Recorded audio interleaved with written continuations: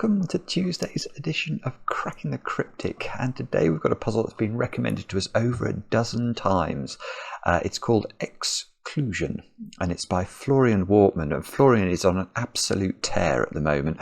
The last 3 or 4 puzzles I've done of his have been absolute bangers. And this one, well, judging by the number of recommendations we've had and the fulsomeness of the praise, I think we're in for another treat today. Fairly simple rules. There is a knight's move constraint as well, which I shall tell you about fully in a moment or two when I read the rules. It's got 3 stars out of 5 for difficulty, so I don't know what that means, but it might mean that it is bordering on approachable. We shall see. Now, the eagle-eyed amongst you will have noticed that I have been away for the last few days. I sort of gave it away when I did my crossword video last Friday from a laptop, which I think it was still intelligible just about. But that has meant that I have got seriously behind on some of the community messaging, and you know I love to read out birthdays and the like, so I'm going to start correcting some of the omissions in the next few days. So let me start with a few messages today. I'm going to start with Daisy. Daisy, you turn 19 on the 22nd of July. I'm sorry I'm late with your birthday wishes. Your girlfriend Jess wrote to us, and I hope, Daisy, you had chocolate cake those days ago and you had a great birthday. Next, I've got a 2-year anniversary down there in Australia for James and Chip. And I was very amused, Chip, to hear that you referred to me as your jolly naughty digit because of my cheek. Well, let me tell you, I've been called worse. Anyway, James and Chip, I hope you had an absolutely brilliant anniversary. And that was yesterday, actually, so I'm not too late with that one. Although down in Australia, I guess it will feel later. And now, what next? Samura. It was your birthday on the 23rd, and I know this because your boyfriend Nicholas wrote to us, and then I didn't do the shout-out. Apologies about that. And next, I've got Michaela down there in Argentina. And Michaela, I'm shouting you out because, well, as you all know, you have just given birth to your second child, Sebastian, and your husband Martin and daughter Elena asked for a shout out, and both asked me to tell you that they love you so much. And well, I do hope that the Sudokus that I gather you've stored up help with the sleepless nights to come. But many congratulations on the growth of your family down there. Fantastic. Now, I think the next 2 birthdays are actual birthdays today, so I am not late with these 2. Ryan, it's your birthday, I think. Your wife Shannon wrote to us, and today is your birthday, so I hope you have cake today. And then Steph. Now, this is an intriguing place. I meant to look this up. I think is it Wappingers Falls in New York? It could be Wappingers Falls in New York. No, Wappingers, I think. Oh, actually, I'm not sure. I am not sure, actually. But, Steph, I have good news for you, because your partner Dan said that if I shouted you out, he would deliver the chocolate cake. Now, I've done my half of the bargain, so, Steph, I think you're in for a treat. And, well, actually, there was one more shout-out I wanted to do, slightly more sobering shout-out, but Luke, who wrote a very moving comment on yesterday's video. Luke has just started chemotherapy, and Luke, we wanted to wish you all the very best with it. We hope that you are on the mend soon, and thank you so much for the kind words yesterday, my friend. And that's the shout-outs. Now, do I have anything else to tell you about? I should mention Patreon, where we are closing in slowly but surely on the 1st of August, which will be a new Patreon reward, another Sudoku hunt. You won't be surprised to hear. We have a little help from our favourite hippo for that one, Glum Hippo, and I think something tennis themed might be in the offing. So tennis is a game that you can normally play in the summer, unless you live in England, when it is very difficult to play unless you have a stadium, and you can put the roof up. But if you live on the continent of Europe, tennis is probably difficult for a different reason. It is boiling over there.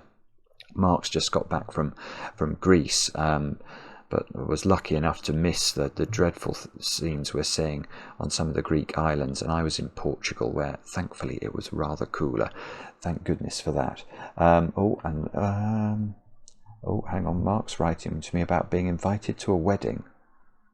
I don't know what that's about. Anyway, I don't know. I will have to study that after I've studied the puzzle.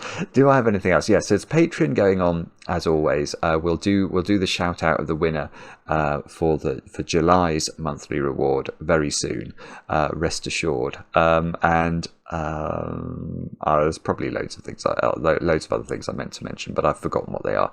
So let's have a go at puzzle solving. Exclusion by Florian Wortmann. These are the rules. Normal Sudoku rules apply. Cells separated by a knight's move in chess cannot contain identical digits. So imagine that square was a 1. Whoa. I tried to make that a... What's that doing? Oh, it's on colour, is it? Wow. Okay, if this square was a 1, then if it was a chess knight, it would be prevented from moving to all of those squares. Because... well, no, if it was a chess knight, it could move to all of these squares because this is a chess knight's move apart. Therefore, none of these digits could be the digit 1. What's going on with my keyboard? You don't know. You go away for a few days and your keyboard stops working. Okay, so those green cells, none of them could be a 1 because that would force a chess knight's move. Force 1s to be a chess knight's move apart, and that's not allowed in this puzzle. No digit can be a chess knight's move from itself. In fact, let's just restart. It's going to be simpler. Digits along a thermometer increase from the bulb end. So we've got one great big thermometer construction here and some smaller thermometers. Let's use this one to do the example.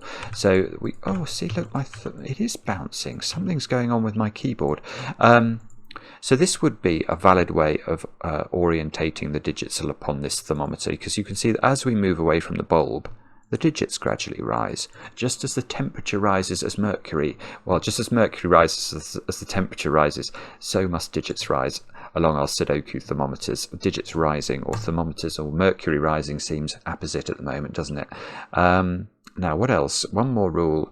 Digits in a cage sum to the small clue in the top left corner of the cage. So we don't need any specification about digits not repeating in cages today, because it's simply impossible for digits to repeat in either of the two cages in this puzzle, because they're all in the same 3x3 box, and therefore normal Sudoku rules takes care of any opportunity that the digits might otherwise have had to duplicate themselves. Now, do have a go. The way to play is to click the link under the video as usual. But now I get to play. Let's get cracking. And I think I've got to start here, haven't I? An 11 cage in 4 digits must be 1, 2, 3, 5. Now a 13 cage in 2 digits has 3 different possible combinations. It could be 4, 9, 5, 8 or 6, 7. So that's rather less interesting. Now I guess we look at this thermometer now.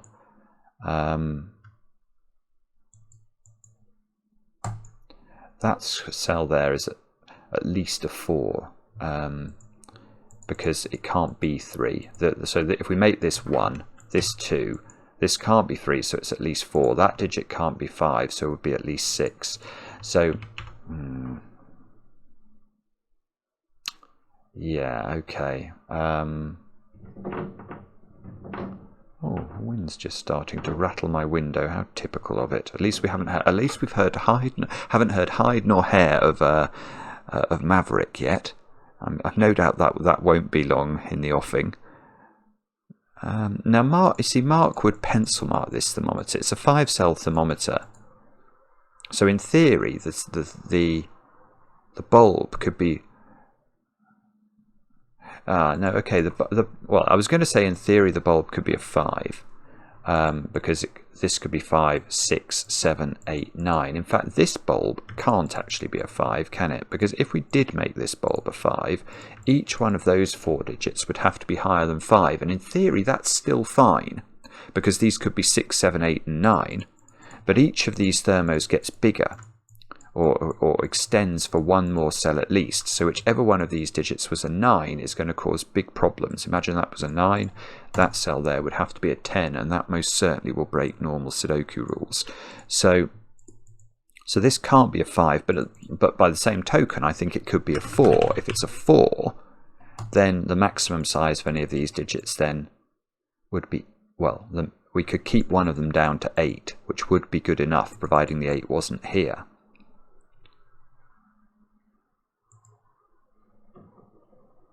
Four, 5. See, Mark would pencil mark all along here, but I think there's just too many options. If this is 1 and this is 2, which isn't unlikely, then these digits here, well, that could be at 4, 6. There's still loads of options along this. I suppose this top digit is slightly restricted. Maybe I really do have to think about it, because that's at least a 4 and that's at least a 6.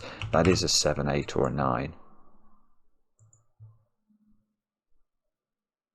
That's really not very impressive, is it? That's...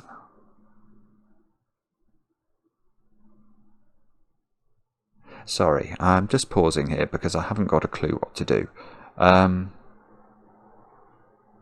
I've got holiday brain. This is what happened on the crossword the other day. My naughty brain, it doesn't get a break very often. I think, how many years have we been doing 2 videos a day? It's several years. It's more than 3 years. Because we started with the first pandemic, or the first lockdown. So when I do have a holiday, it is rare, and I think my brain just switches itself off.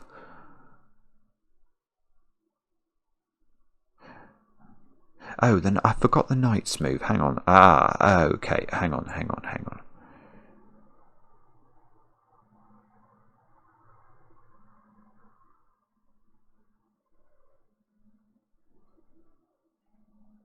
Oh, right. Okay. Wow. I know how to do this. I forgot the knight's move. That's what I forgot.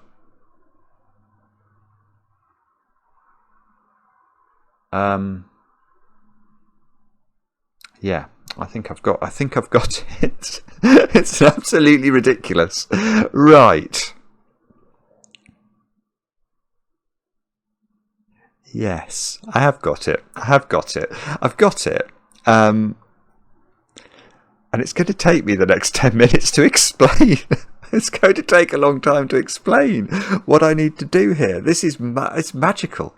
This is a magical deduction. Unsurprisingly from Florian. It's called exclusion. Yeah, okay. I even sort of understand the title now, I think. This is beautiful. Now, I don't know whether to give you a hint. I'll give you a hint for those of you who want to try and get the break in yourselves and are not seeing it, as I wasn't. Okay, so I'm going to give the hint now, so pause the video if you don't want the hint. The hint is Fistemafel, and I'll give you an even bigger hint. Potato head. Now, potato head is a slightly esoteric reference, a little bit of arcane knowledge from the CTC backstory you will need to understand that, I think. But what I'm going to tell you is Maverick. How does he know? That's been 10 minutes or so. Oh, Maverick, how I've missed you. That reminds me of the Tom Lehrer song. Poll tax, how I've missed you, my dear old poll tax. Poll tax and Maverick, about the same. Yes, now, okay, so... Oh, and by the way, if any of you look up that song, it's satirical. Tom Lehrer is being satirical, as I have quoted that song before, and some people got offended because they said it's outrageously racist. No, Tom Lehrer was not being racist. He was being the opposite. He was not. So don't worry. Okay, hang on. Right. So all right. So I've talked about Fistemafel and Potato Head, and the way to understand this puzzle is absolutely bizarre. But it is going to take some explanation. So how are we going to do this? We better start with... I'll start off by telling you the result of the trick. Now, the result of the trick, there's a whole series of theorems about Sudoku. One theorem is that this ring of digits here, called the Fistemafel ring, is exactly the same digits as these corner boxes in a puzzle. So these 16 digits in the ring are the exact same digits that are in the 16 cells of the corners, which is an absolutely remarkable thing. And I will prove that. I will prove why that's the case in a moment. Have I got my Scrabble bags? No. Oh, hang on. No, I have. They're under a piece of paper. I can do that. So we will prove that in a moment. But Potato Head, who is a constructor over on the Discord server, then came up with a remarkable observation as to how you can extend the basic Fistemafel theorem in situations where there's a knight's move puzzle. In fact, it works for diagonals as well, I think. But we've got a knight's move constraint going on in this puzzle. And the sort of theory goes, so if we take Fistemafel as given for a moment, I will prove Fistemafel, but let's take Fistemafel as given. And let's imagine that there was a digit in this puzzle that was not in the Fistemafel ring. Well, then we would know it wasn't in the blue corners either. So we would know that that digit in box 1 occupied one of those 4 cells. We would know the same thing in each of the corner boxes. And an interesting thing emerges from that pattern. Let's imagine it was in this domino. If it's in this domino, then obviously it will be in this domino in box 7, it'll be in this domino in box 9, and it'll be in this domino in box 3 by Sudoku. And I'm not sort of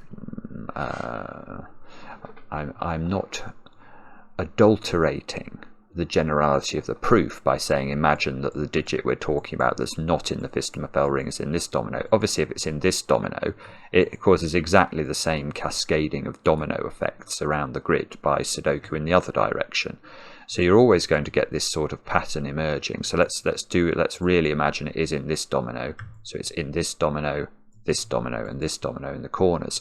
Well, the crucial thing to realize about this is that it's knocking this digit out of these cells, these cells, these cells, and these cells because of the knight's move constraint. Because if you have a digit in one of those 2 cells, it cannot appear in one of these 2. And the rather beautiful thing about the way the sort of wagon wheel works here is if the digit had been here and we'd floated that round the grid, well, you can see it would be forced into this domino in box 3, so it would still not be able to go in this domino because it must exist in one of those dominoes. So it can never exist here. So the effect of that is to knock that digit out of all of these dominoes that I've just highlighted. And we said at the start, we're assuming it's not in the Fistemafel ring. So my question then is, where does this digit that's not in the Fistemafel ring go in row 5? And your answer is going to be in one of these cells. And where does that digit that's in the not in the Fistemafel ring go in column 5? And the answer is in one of those cells. And for a digit to be simultaneously in those cells and those cells, it must be in that cell. And that means there can only be one digit in any puzzle with a knight's move constraint, a maximum of one digit that is not in the Fistemafel ring, because we can't put multiple digits in this cell. Only one digit will work, and it would have to be here if it's not in the Fistemafel ring. Well, that's quite interesting in this puzzle, isn't it? Because what I hadn't appreciated at the very start is that what Florian has done here is to say, okay, let's have a think about this digit. And in this puzzle, because of the nature of the thermometers, this digit cannot go in the Fistemafel ring at all. That is the whole point of the puzzle. Because let's test that. Well, let's explore why I think that's true. Well, this digit, as I'm explaining it to you, I'm sort of appreciating more and more the wonder of it. It's just a beautiful idea. People who don't think Sudoku can be beautiful, just show them this. Just show them this. Make them spend 19 minutes of their life studying this and hearing birthday announcements and anniversary announcements and wishing Luke well. Because at the end of it, you will just you know, you will feel the world is a more beautiful place. This digit, where would we put it in these 3 cells? Well, we can't put it here by Sudoku. It can't be a knight's move away from itself, so it can't be in those 3 cells. Now, can it be on its own thermometer? Of course it can't. The rules of thermometer require that this digit here is bigger than this one. And that applies to all of these corner cells. So purple cannot be in the corner cells, and it can never be in the blue and the green cells in the middle either.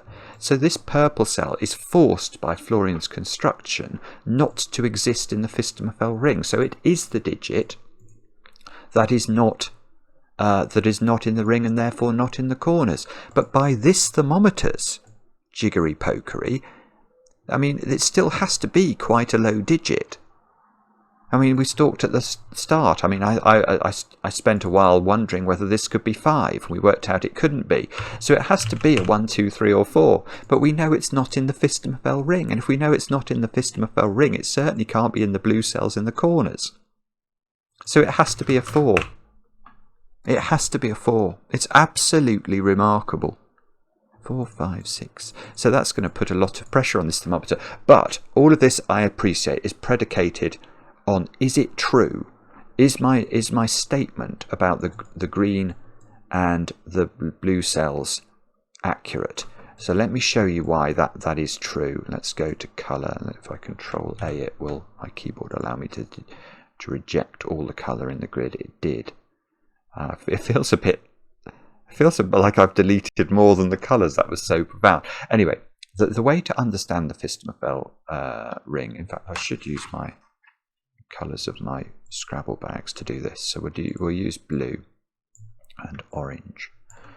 So the way to understand it is to ask about these blue cells here. And we can say something about those blue cells collectively. We can't say anything about them individually. We don't know what that digit is. But we do know that that is a complete row of the Sudoku. So that stripe of blue is going to be the digits 1 to 9 in some order. This stripe of blue is the digits 1 to 9 in some order. This box of blue is the digits 1 to 9 in some order. And this box of 9 is the digits 1 to 9 in some order. In other words, those 36 blue cells that I've highlighted are 4 sets of the digits 1 to 9. So somewhere within those blue cells there will be 4 digit 1s, there will be 4 digit 2s, 4 digit 3s, all the way through to 4 digit 9s. That is true. And I want you to imagine, because it helps some people to appreciate the logic here, that we have 36 Scrabble tiles, and we write on each of the Scrabble tiles 4 digit 1s, 4 digit 2s, 4 digit 3s, all the way through to 4 digit 9s. And we put them in a bag. Here we go. Here's my bag of Scrabble tiles. Now, I'm going to highlight a different 36 digits now. I'm going to highlight these 36 cells in orange. And again, we might not know individually what these digits are, but we certainly know collectively what they are, because column 1, the totality of column 1, is the digits 1 to 9 once each. So that's a set of the digits 1 to 9. This is a different set, this is a different set, and this is a different set. So again, orange collectively is 36 cells, 4 digit 1s, 4 digit 2s, 4 digit 3s, all the way through to 4 digit 9s. And we're going to write those on Scrabble tiles and put these in an orange bag. I keep filling out, and I think 9s and 6s are sort of, no, there's a 1. Look, they are different, you see. So, what can we say about my Scrabble bags at this point? Each bag has 36 tiles in it, and the digits written on those tiles are identical, because for the 4 digit 1s in each bag, 4 digit 2s, etc. So at the moment the bags equate, we could say.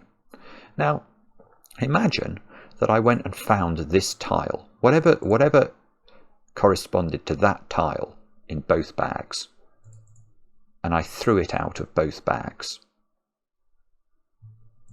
What would then be the situation with these bags? What would they then contain? Well, now we wouldn't know exactly what the 35 tiles contained, would we? Because we don't know at this point what that digit is. We just know that we've removed whatever it is from both bags.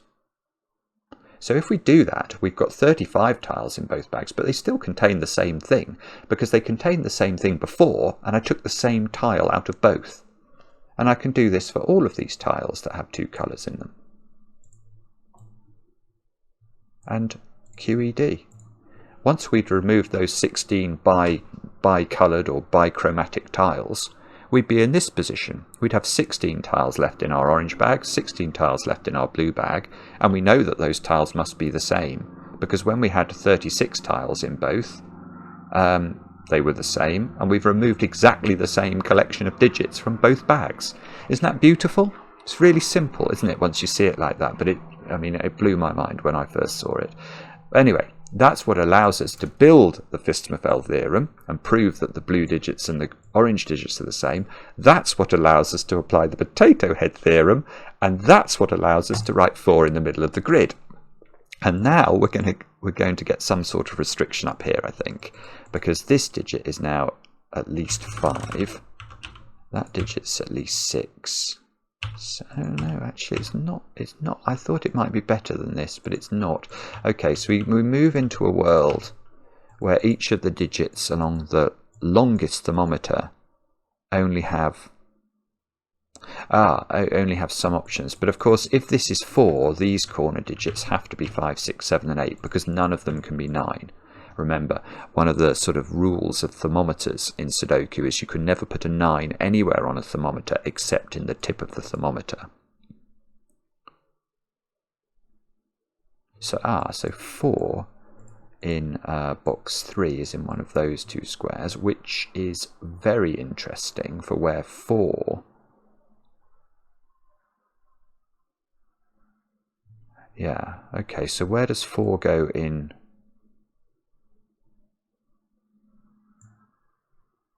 Well, I want to say, where does 4 go in box 1, I think, don't I? If 4 is here, 4 is not there. 4 can't be here, because this digit is higher than... In fact, maybe I should pencil mark this.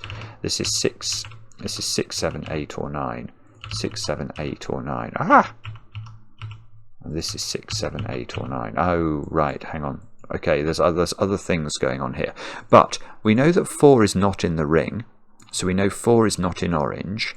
So in this box, I've got to have 4 in this domino, and that's right. Okay, and that's going to make this a 4-9 pair, isn't it? That's beautiful, absolutely beautiful.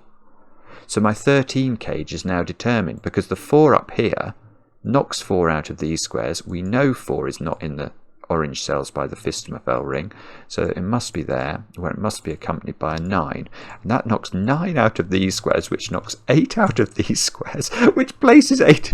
This is ridiculous. It's just ridiculous. Now this is an 8 by the power of the 5, 6, 7, 8 quadruple in the middle box, and 8 can only go underneath a 9 on a thermometer. So that means 9 is placed in this box.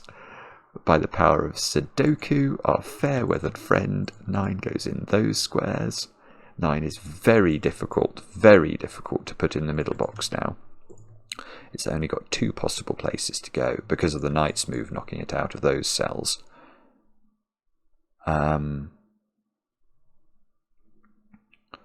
Which might be important. Let me think.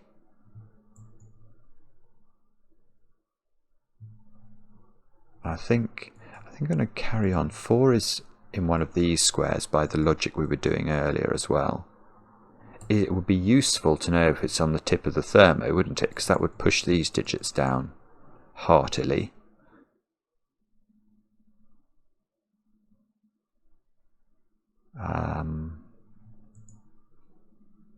Bother. Okay, now I'm stuck. Hang on. 7. So, okay. 7 in the middle box is definitely in one of those squares. So 8 in the middle box is in one of these squares. Sorry, 8 on the thermo ends must be in one of these. If one of these is 7, one of these must be 8.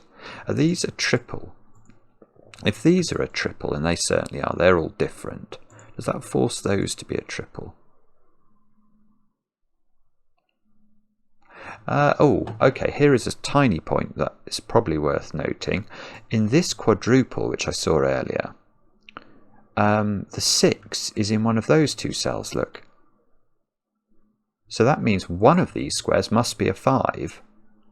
And that means this square can't be a 5, which means this square can't be a 6. So this is now up to 7 or 8. No, I thought Knight's Move was doing it, but that's more of I don't know, a Tigger Bounce or an Eeyore Spring, isn't it, than a Knight's Move. Oh,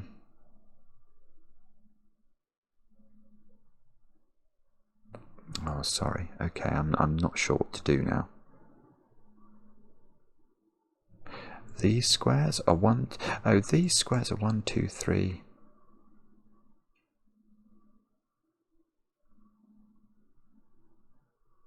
Oh no! Now I'm worried I've broken the puzzle. Actually, hang on a moment. Okay, right. That digit feels restricted to me. Yes. Okay. Now, right. I've spotted something. Let's look at all those squares. In fact, in the middle box, I didn't pencil mark this. But if this is a 4, 5, 6, 7, 8 quintuple, these squares are a 1, 2, 3, 9 quadruple, aren't they? And we know those are not 9. Now, there's interesting features about those 4 squares and Knight's Move constraints. These squares now actually have to be, well, they can't be 4. They've got to be 5, 6, 7, 8, and 9. Not 9, sorry. 5, 6, 7, 8. Because let's try and make this a 1. Let's try and make this a 1, for example. You can see you can't now put 1 in the middle box because it's not only ruled out of the cells it sees by Sudoku, but the Knight's Move knocks out the sort of completes the cross, if you like. So these digits can never be 1, 2, 3, or 9, or 4. So they have to be 5, 6, 7, or 8. And that's beautiful for this digit, because now this sees a 6, 7, 8, 9 quadruple and is a 5. And if this is a 5... I thought that would do something. It's done nothing. Hang on. I don't understand how that's done nothing, but it doesn't actually appear to have done anything. Okay. How weird is that? Very is the answer. Oh, I'm so sorry. That's bizarre. That's utterly bizarre. Okay, I've got nothing. Alright, so this column though, let's revisit it. So we've got to put 1s, 2s, 3s and 4s into the column. And we know 4 is down here from the work we did earlier and the Knight's Move with this. So this digit is very tiny. And right, okay, this is a 3-cell thermometer, so this certainly can't be 1 or 2, can it? If it was 1 or 2, this square would be reduced to a maximum value of 0, which is not going to work. In fact, even now it's got very little freedom. This can't be bigger than 2 because this can't be bigger than 4. Right, so now we've got a 1, 2, 3, 4 quadruple in box 9. That feels like it might matter. Possibly. Or not, as the case may be. Oh, Bobbin's face. I don't know. 2, 3, 4, 5. This isn't 8, is it? Because we worked out one of those was 8. So this has got knocked down to 5, 6 or 7. This is a 1, 2, 3, 4 quadruple. Gosh, I'm so sorry about this. I think that the next step is probably terribly obvious and it's just eluding me.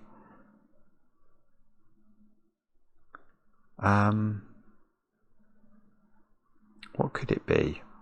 I don't know. 9?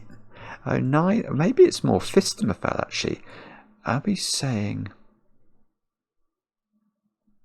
So 9 can only appear in the ring once. Okay, well that's Yeah, that is actually, if you think about it in those terms, that's not surprising, given we've got a 9 in the corner and a 4, 9 here. That's actually totally obvious now. Is it something to do with... It's probably the knight's move again somehow. We've just got to figure out what it is that's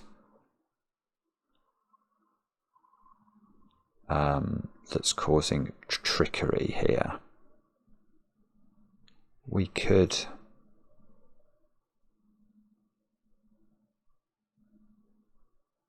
Oh, I don't know. I'm still not getting this.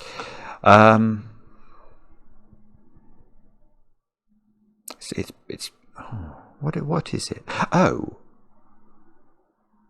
I've got it right. Okay, I've spotted it. It's this.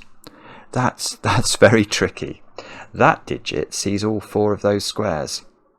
That's really clever, isn't it? It's just so subtle but really lovely. And once you spot it, there's no excuse. It's your fault. If you miss that, you can't go, oh, that's a very difficult, involved step. No, it's not. It's totally obvious. And Holiday Brain has let us down again. Naughty Holiday Brain. Yeah, look, in this box, 6, 7 and 8 are in that little elbow of shapes, all of which are seen by this, because the knight's move sees this one. So that's a 5, is what we should have... Oh... Well, we should have known that it's a 5, but actually the fact that we're now getting more 5s along this the ring is probably not what we wanted, I fear, because these 5s are not seeing. They're not telling me which of these is 5. Oh, I suppose we now know that's not 5. Okay, so now I get a 6, 7, 8 triple in row 7. That might be it. That might be what we were trying to get. Yes, no. No. I thought I was getting something I'm not.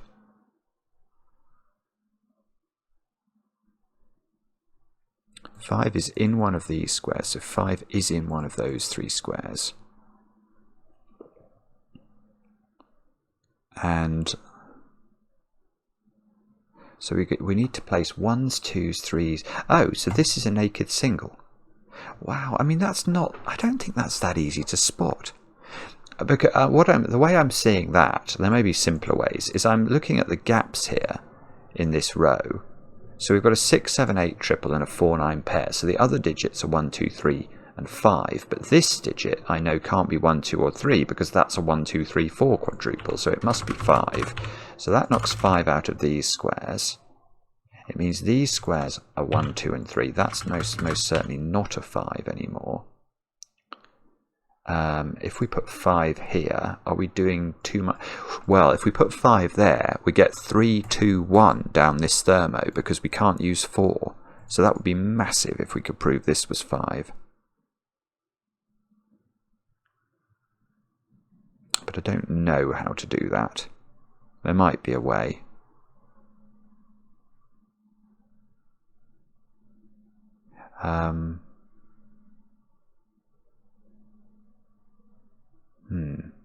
Okay, sorry, I'm not quite seeing how to do this again now. Let me think, what is it that I'm meant to be noticing?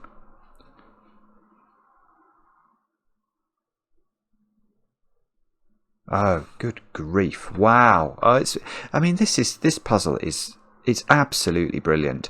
I have to confess, I thought once we got this, it was going to just be, wow, that's brilliant, and the puzzle would collapse. It's not at all.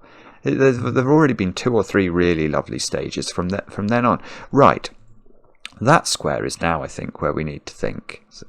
Because this cell, which is a 1, 2 or a 3, sees the entirety of that thermometer because of the knight's move constraint. So if this was a 3, this thermometer would be a 1, 2, 3 triple, and that cell could not exist. It would duplicate one of the digits it saw because of the knight's move along this thermometer. So that digit's got to be a 4.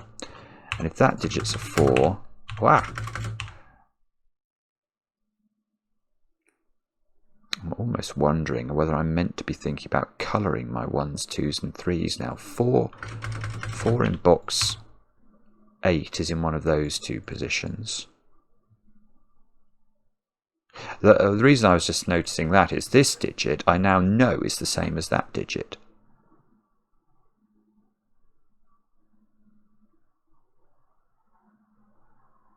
That is sort of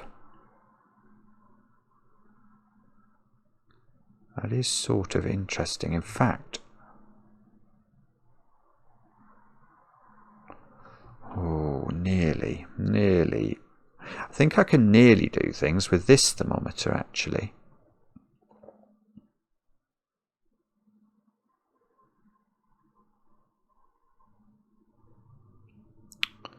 I'm not sure I can quite do everything I need to, though. Well, I tell you, because what I'm seeing is that this square sees that same 1, 2, 3 triple. So that square can't be 1, 2, or 3.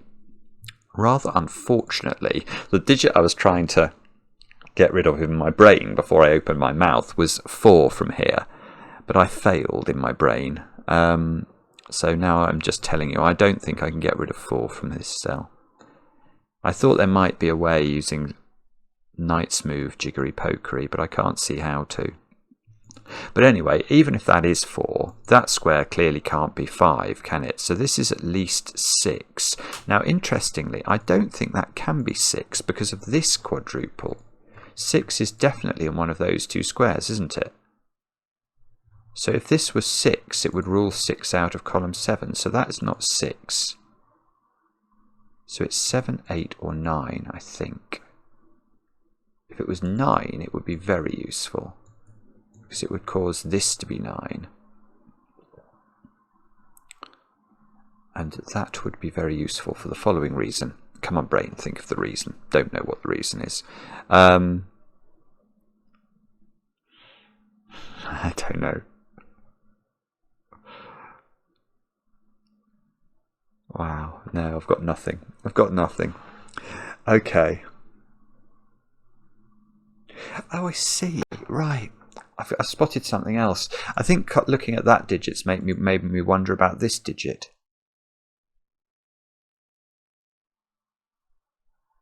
That's a 9. God, that's been sitting there for ages, staring at me smugly. Look, that digit, well, it can't be 4 or 5 by fairly straightforward Sudoku. It can't be 6, 7, or 8, because 6, 7, and 8 are in those 3 squares, which are all seeing that one by the knight's move. So it's got to be a 1, 2, 3, or a 9, and it's the 5th cell up. It is the 5th cell up its thermometer, so it is a 9. That's a 9. That's not a 9. And all of a sudden we're away again. Right, so this is a 9 in box 2 now, and that's going to be, it is huge. This is huge, because now 9 is not in those squares in box 6, so 9 is in one of those two squares, which means 9 is not in these squares. 9 is here, which doesn't do anything. Right, now let's just take stock. Can we do any magic with 9? I'm sure we can. I think I've now 2, 3, 4, 5, 6. Well, I'm not sure. Actually, I'm not sure. It feels to me like these 9s are resolvable, but I can't see how to do it. This is 7 or 8 now. So right, so just as those are a triple in row 7, these are a triple, aren't they? In in sort of columns 7 and 8. That digit in that digit must be the same. That's interesting. I'm definitely going to highlight that, because these two see this one by knight's move. So there is a 7 or an 8 down there. That's maybe not surprising. So if that's a 7, that's got to be the 7 in the middle box as well, which would make that an 8.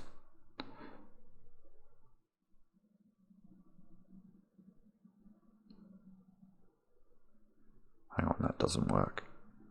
Something's gone wrong in my brain there.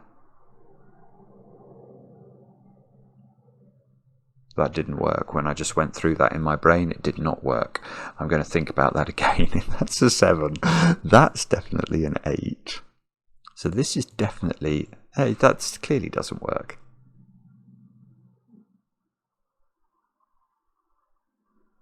Yeah, that's weird. Just trying to see the smoothest way of describing that logic. Let me just mull that over for a moment. I mean, I think it's as simple as just, is this 7? If this is 7, you can see in the middle box this is forced to be 7, because this can't be. So this is 8, which means that these are a 6-7 pair. But if that's 7, that cannot be. You can't have 7 in either of those.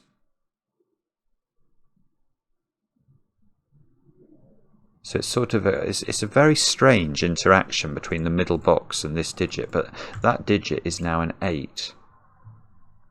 Don't tell me that's not going to do anything. Oh, no, actually, no, it is doing something. Sorry, I didn't spot that. It's getting rid of 8 from here, so that's placing 8 here.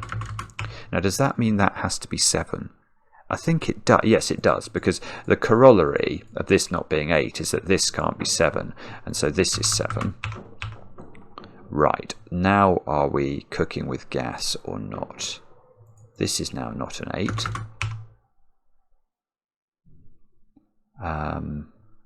8 is in one of those two squares. Let's hope this goes somewhere. 6, 7 and 8 down here. 8. Oh, wow. Yeah, okay. 8 in box 2. That 8 sees both of those squares. Oh, has this been available for ages? It might have been. Sorry, I didn't spot it. That's an 8. So this is an 8, which means this is an 8. Okay, how many 8s have we got? Lots. Yes, okay, where does 8's got to go here in box 1? Because this cell is a night's move away from this one. So I think we're on track to get all of the 8s, possibly. There are 4 8s looking at box 4, I can see that. So this is an 8, which, oh no, it doesn't do the 9. I thought that was going to just unwind the 9s. That was, I was prematurely delighted about that. Right, okay, but now these squares, look, are a 4, 6, 7 triple.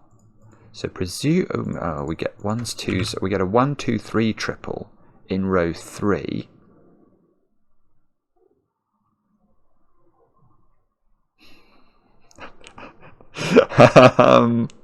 What does that do? We get a 6, 7 pair. Okay. Right, we've got more nonsense here. That digit's a nonsense digit. That's a 1, 2 or a 3, I think. I might be wrong about that. I'm going to check it. The reason I looked at it was I saw this 6, 7 pair, and I could see that this 6, 7 pair saw that square. So this couldn't be 6 or 7, and then I could see it couldn't be 8 or 9. And I can see it can't be 4, and it can't be 5, because there's a 5, 6 pair here. So this digit, I think, is 1, 2 or 3, which gives us a 1, 2, 3 triple in this box. And, more interestingly, a 1, 2, 3 triple in the column. So this square is 4 or 7. There's a 4, 7 pair. That has come from nowhere in column 6. I mean, and again, I just don't know what to do with that. It doesn't do anything, I don't think.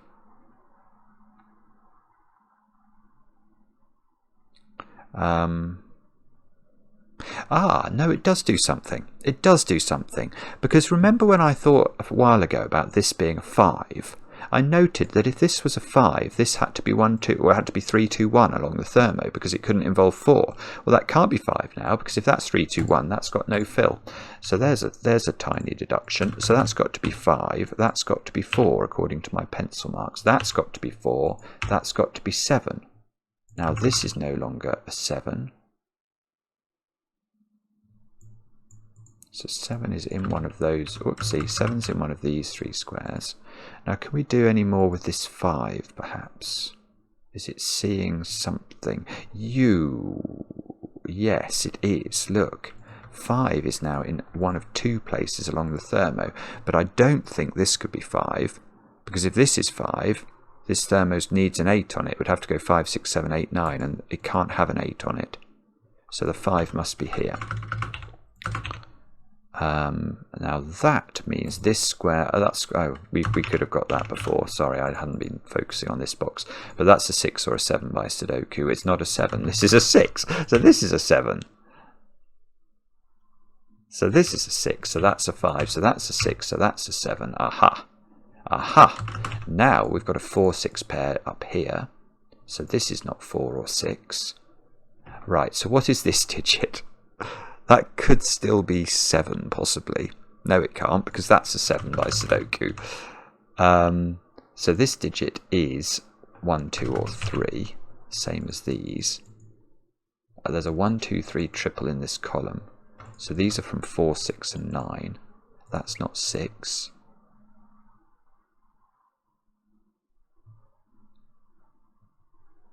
This must be resolved, isn't it? How's that resolved? Let's think about that. We've got to have these digits are from 1, 2, and 3 on the bottom of this thermo, and that certainly can't be 1, and that can't be 3. So we're very close to resolving this thermo now. 6 and 7 has to be in these two squares by our old friend Sudoku. 6 has to be in one of those squares as well, but I think 6 might be able to be here. 6 can't be there because of this 6.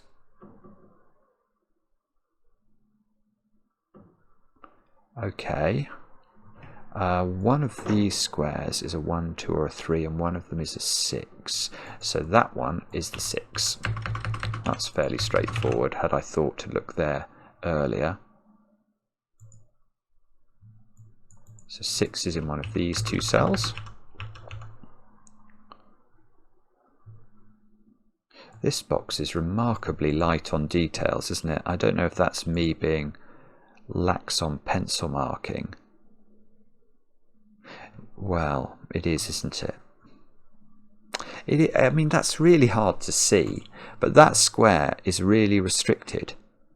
Because, let's go through these, let's go through whether the high digits. Which high digit? Let's start with 4. It can't be 4, because I know there's a 4 in that domino. It can't be 5 by Knight's Move. It can't be 6 by Sudoku, 7 by Knight's Move, 8 by Sudoku, and 9 by Sudoku. So that digit is 1, 2, or 3, which is very hard to see. That gives me a 1, 2, 3 triple in this row.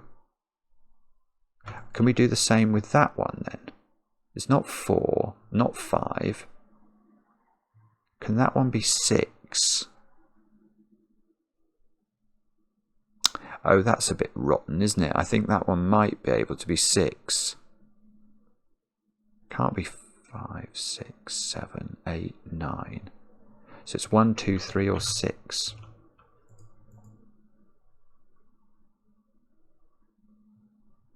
I feel like there's a reason that can't be a 6. I just can't see what it is. Oh, well, no, I will claim it can't be a 6, actually. It's Sudoku. Well, the way I spotted it, which isn't the way I'm going to explain in a moment, but look, if this was 6 and this was 6, one of these needed to be a 6, which is impossible. But the way to see that more simply is to say, where is 6 in this box? And although we don't seem to... we do know the answer to that, actually. We do know it's exactly here. It's only got one position. So that's a 6. This is not a 6. So that gives me a 1, 2, 3 triple. It makes this square a 4 or a 9. So it's obviously the same as this digit.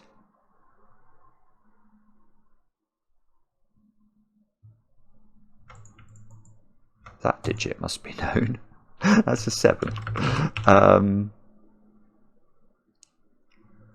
So 7 is in one of two places. Oh no, it's still being recalcitrant. Come on, Simon. How do we finish this little puzzle off? I don't know. I might have to think about whether or not I should be colouring my 1s, 2s, and 3s. I don't think that's going to be necessary, but it might be the simplest way. Oh, if that's a 4, this is a 4. Look, it's going to be some Sudoku that I think I've missed that will probably mean everything unwinds fairly gently from here. But if you can't see the Sudoku, maybe it's better to try a different approach. So let's go back to colouring.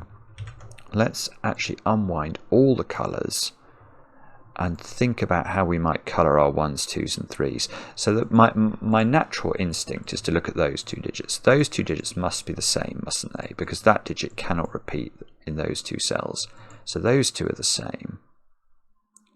Now this digit, which must be in one of these, either there or there, well, it can't be there because it would be a knight's move away from itself. So those two are the same, which means these two are the same. Actually, I don't like blue there. I'm going to use orange. Right, so what does that mean?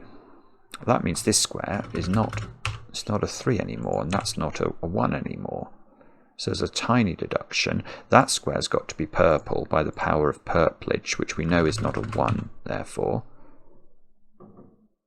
So, oh, right, so that's interesting. So these two squares are purple and green. That is something I hadn't appreciated. So that digit's got to be orange. And the reason I know that is simple Sudoku on purple and green into box 7. So that's orange, which we know is not a 3. So that's a 1 or a 2. All we've got to do here, I think, is somehow transpose this into the middle box. If we can do that, I feel like we're getting somewhere. Now, how do we do that? What's the little trick? That square's got to be purple. It's the... no. Yes. Okay, so where does purple go in the middle box? It's not there. It's not here. So that's purple. This might have been something I was meant to do earlier, actually. I'm now wondering about. Purple is in one of those squares. Now that means we should be asking, where does purple go in column 3, look? Because we know it's not here, and we know it's not there, and it's neither of those, so purple goes right at the top. I mean, that's not easy to see, is it? That is not easy to see. Sorry, I was trying to take 7 out of this one. So now we can ask, where does purple go in the 11 cage, believe it or not? Because it's got to be in there somewhere, but that cell can't be purple, so purple goes there. So that's purple. Now orange sits in the corner, which actually is annoying, because that means that can't be a 3. One of these two squares is green. Now let's highlight that in case that reveals anything. One of these, oh, that's green, of course. So this square is orange, which means that square's green, which means this square's green, which means this square's orange, which means this square is orange. So orange, we know wherever that occurs is not 3. And green is the one we know nothing about. But we know this isn't green, so we know that's green. We know that that, therefore, is orange. Now, orange has to make an appearance in this box, doesn't it? So doesn't it have to be here? And if that's true, we're away. I think that is true. Can't see why that's not true. So that's got to be orange, which means it's certainly not 6 or 7. So that's 7, that's 6, that's 7 by Sudoku. That's a 7 in the corner. I've not been looking for... No 3s in the corner today. No songs for us. Okay, well that's got to be useful, has it? Maybe. I think we've just got to carry on colouring. What about green? How do we colour more green in the world? Or is it this 6? Has that done something I've not appreciated? Oh, look. 6 is in one of those squares. So this is a 6 purple pair. So it's 4, 5 and 9 that we've not put in this box. 4, 5 and 9 go into those cells.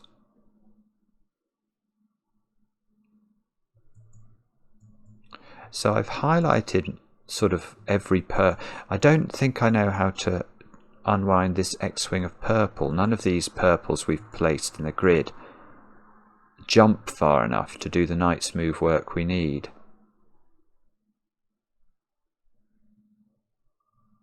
Sorry, yeah, okay, so it must be something to do with green then. Now I can see this can't be green. But why couldn't that be green?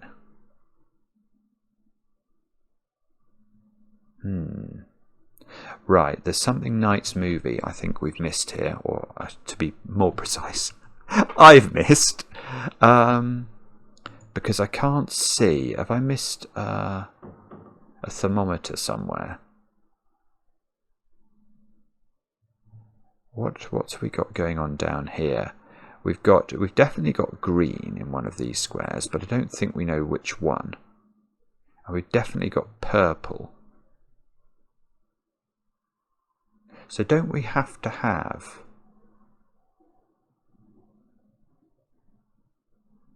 Oh, hang on. Yeah, okay, look. This can't be 2. Because if this was 2, this cell would be broken. There is a 3 on this. Oh, no, it's obvious. There's a 1-2 pair here. So this is 3.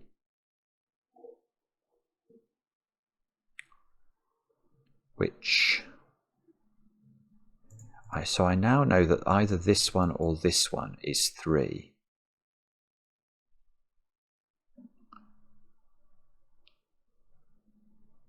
I'm still not sure I know. I'm still not sure I know what that corner digit is. I suppose, okay, that digit's not 3, so this is a 1-2 pair. Is that useful? I know orange is... Okay, so I think I've known orange was 1 or 2 for ages. I don't think that is useful. Oh, right, I've got a 4-9 pair here. That's giving me a 5 there. Is that doing magic? That is doing magic. Okay, that is magical. Actually, that's it. That's what we needed. Because that 5 here knocks 5 out of these squares, puts 5 here, which places 5 here. And why do I get excited about that? Well, it's going to give me the positioning of green in box 3. And now we know that green... Oh, maybe it's not good enough, actually. I'm not sure now. Oh, look, the 6 and the 4 are resolved over here. Is that doing it? No, very much not. One of these is green. One of those is green. But there's no Knight's move that we can get there that's going to work. What's going on? I don't understand. There's an X-wing of 6s. Okay, no, sorry. It's absolutely certain to be Sudoku somehow, but it gets confusing when you've got so much colouring. That's what I'm going to claim.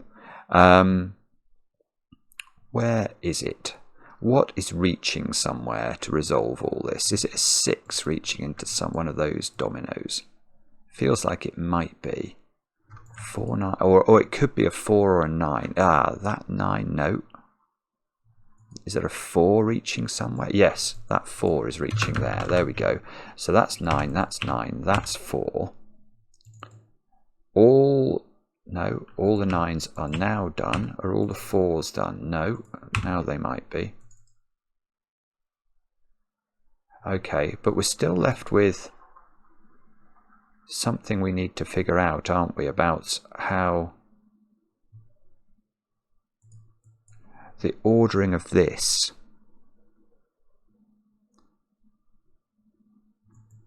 But we know that this digit is on the thermometer here. So it is a very low number. So if that was 2, for example, then green would have to be 1. Don't think there's a problem with that. Maybe there is, but I don't see what it is. And if orange was 1,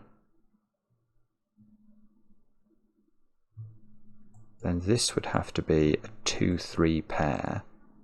But we need a way of disambiguating. Oh, it's there. That green, seeing that one. There we go. Sorry, I didn't see that. So green is going into that position. And that means we're going to unwind our 6s. Now, I'm hoping that the purplage or the greenage somehow. Right, so now we know that's the green one and this is the purple one in the corner. by the way, how is this puzzle 3 stars out of 5 for difficulty? I mean, even if you spotted everything in the perfect ordering, it's still, you've still got to know quite a lot of Sudoku theory to do this. It's amazing. Right, so green, we can now double click and write 3 into everywhere. Okay. And now this thermometer is what is going to reveal the final tricks, isn't it? Because now we know purple is a higher digit than orange. So we can double click purple and write 2. We can double click orange and write 1. And we can click tick. And that is how to solve an absolute wizardry. Absolute puzzle. Well, a puzzle full of wizardry from a wizard. There we are. Sorcerer Florian has again just come up trumps with something quite extraordinary. It is a brilliant puzzle. The start is brilliant. The way the thermometers interacted was beautiful. The cleverness, it was even simple things like how these digits worked is lovely. And it certainly didn't give up. I mean, that spot there was nice, wasn't it? That this couldn't be a 1, 2, 3 triple because of this square. And I'm now sort of reaching the conclusion that I think colouring the 1s, 2s and 3s was necessary, because I still found it quite difficult to finish even when doing that. And I think I did finish all of the other digits independently almost. Yeah, it's beautiful. It's an absolutely brilliant puzzle. Loved it. Let me know in the comments how you got on with it. I hope you had a go, and I enjoy the comments, especially when they're kind. And we'll be back later with another edition of Cracking the Cryptic.